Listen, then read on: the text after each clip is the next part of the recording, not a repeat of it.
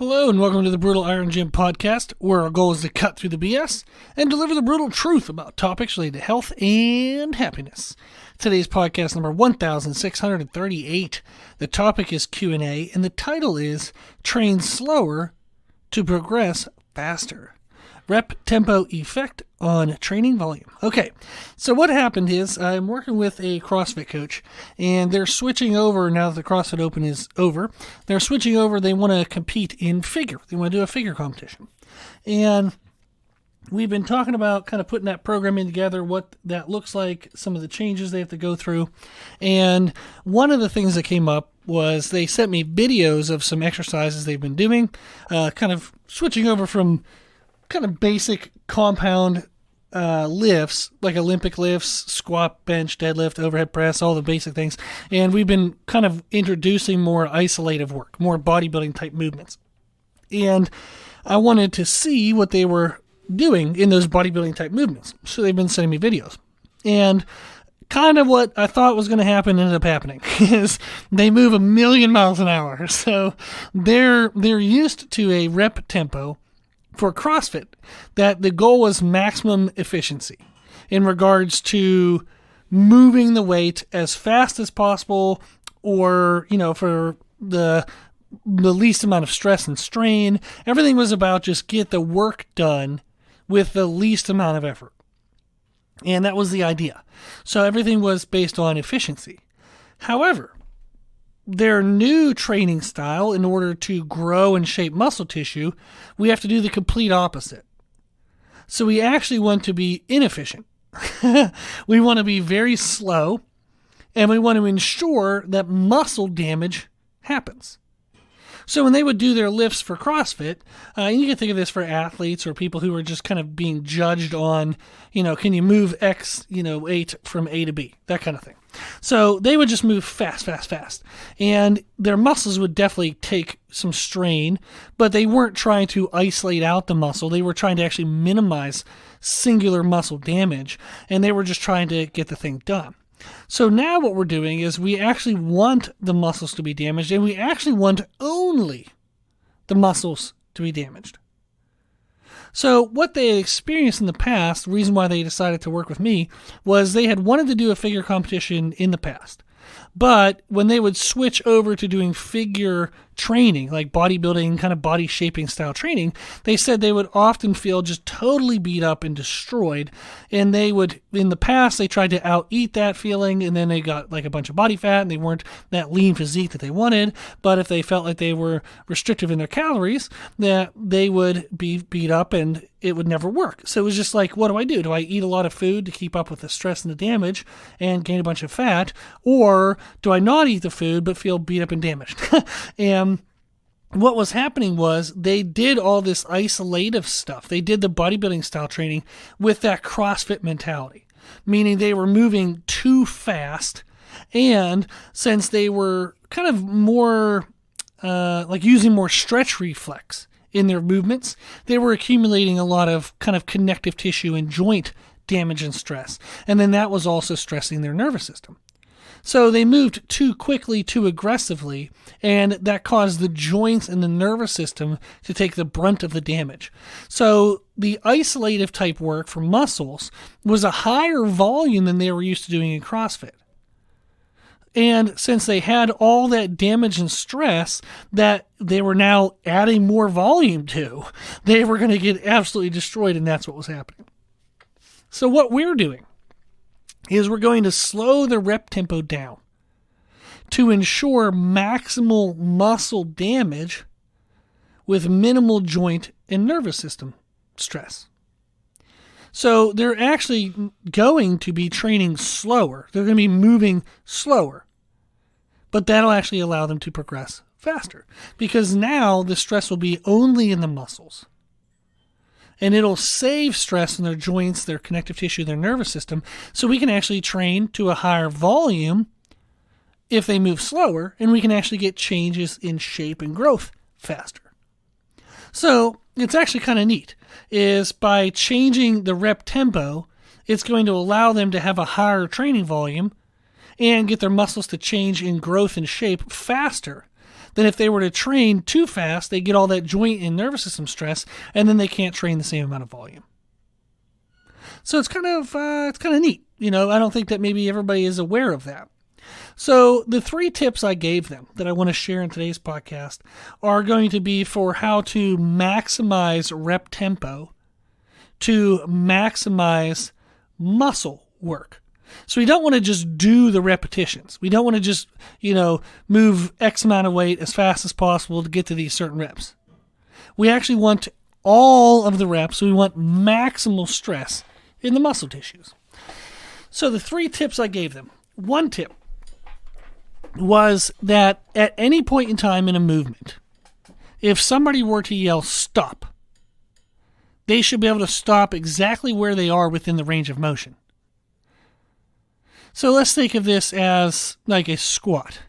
If they're squatting down, squatting up, squatting down, squatting up, and then say on the 3rd rep they start to go down and somebody yells stop, can they stop exactly where they are in the range of motion? Or are they moving with momentum and they kind of have to drop to the bottom of the squat, or they have to kind of fly up to the top of the squat before they can pause?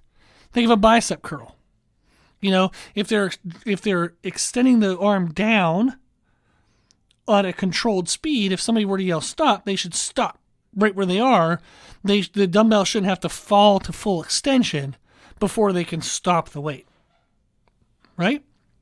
So if I can, at any point in time in the range of motion, at any part of the range of motion, if somebody were to yell stop, can I stop exactly where I am, or would I have to slow momentum or catch myself in order to stop? So that's one thing I wanted them to think of, is at any point in time, just imagine that somebody yelled stop. Can you stop and freeze exactly where you are, or would you have to kind of slow yourself down or kind of catch your momentum in order to be able to stop? So we always want to be able to stop exactly where we are if somebody were to yell stop.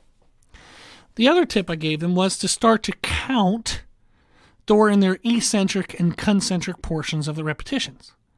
So the eccentric is when the working muscle is extending. The concentric is when the working muscle is contracting. So think of a leg extension, like a leg extension machine. When you're kicking your feet up, the quad muscles are contracting and getting shortened. So that's the concentric. They're contracting, so that's the concentric. Now, when you're lowering the weight down, the quadricep muscles are stretching under weight load. They're extending under weight load. That's the eccentric. So again, if we think of a bicep curl, when I curl upward, my bicep is contracting, so that's the concentric. When I extend my arm downward, the biceps are extending, so that's the eccentric. Okay? What I want them to do in their new movements, the movements they were now going to be sending me videos for, is I want them to count 1, 2, 3 during the eccentric, and then 1, 2, 3 during the concentric. So if they move faster than that, they're probably using too much momentum and the weight might be too heavy. So again, a full repetition, the eccentric is going to be 3 count, the concentric is going to be a 3 count. So a full repetition would be 2 counts of 3. So a full repetition would sound like 1, 2, 3, 3, 2, 1. That's the speed of 1 repetition. Okay? So that's going to be the second tip, and you guys can use this as well. You girls can use this as well. So again, the eccentric is 1, 2, 3. The concentric is 1, 2, 3. So at any point in time, they should be able to stop if somebody were to yell stop. And another way to kind of reinforce that is to count while they move. So I want them to do a 3 count during the eccentric and a 3 count during the concentric. Then the third tip I gave them was kind of a mindset thing. Is what we want to switch over to is we want to maximize muscle stress, not speed and weight. So they're used to doing exercises where they want maximal speed and or maximal weight load within the movement. So if they're doing a snatch, they're used to trying to move maximally fast, maximum speed, right? If they're doing, say a clean jerk, they're going to look for maximum weight. But what we're doing now with isolative work, with now focusing more on muscle growth and muscle shape change, is we want to maximize muscle stress. So if they have, say, 10 repetitions, the goal is 10 to 14 reps. We want to maximize how stressful those 10 to 14 reps can feel on the muscle tissue. We're not worrying about speed, essentially not, trying to go fast. We're actually trying to go slow.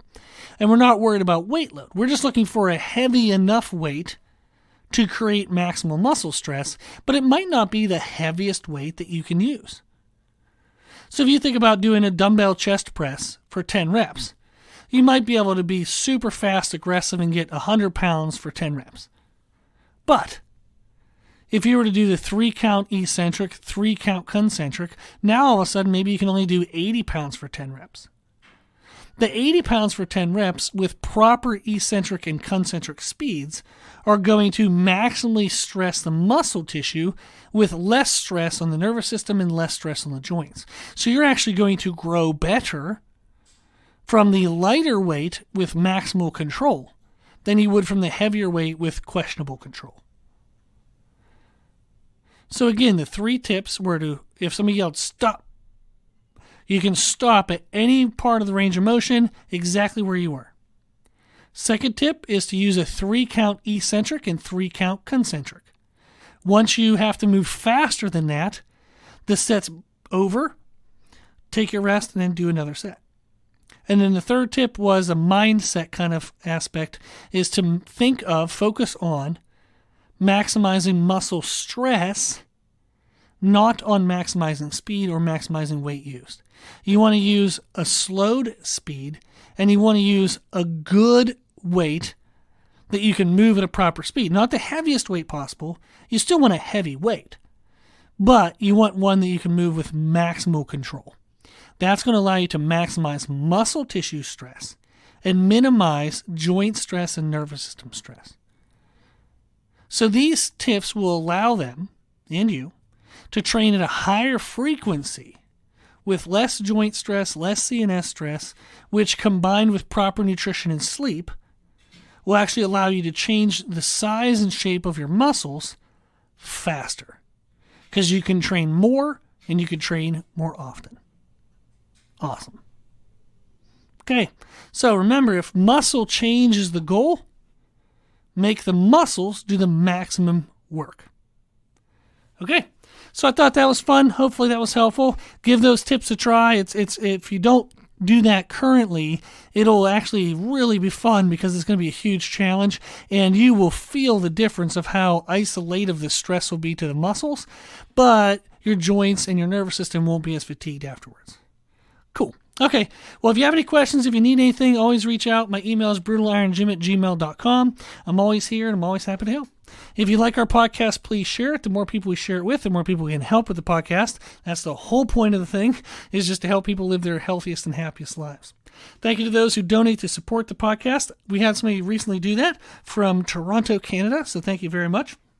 And I do really appreciate the donations. There is a high hosting cost to this thing. I give an hour to it all the time, and every day, and it's something I really love to do, and I want to continue to do it as long as I possibly can and keep it for free. So the donations help going towards that. So every dollar that's donated just goes towards helping more and more people, which I greatly, sincerely appreciate. Thank you.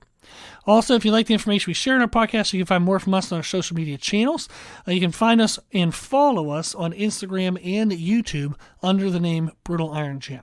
As always, I hope this was helpful, and thank you for listening.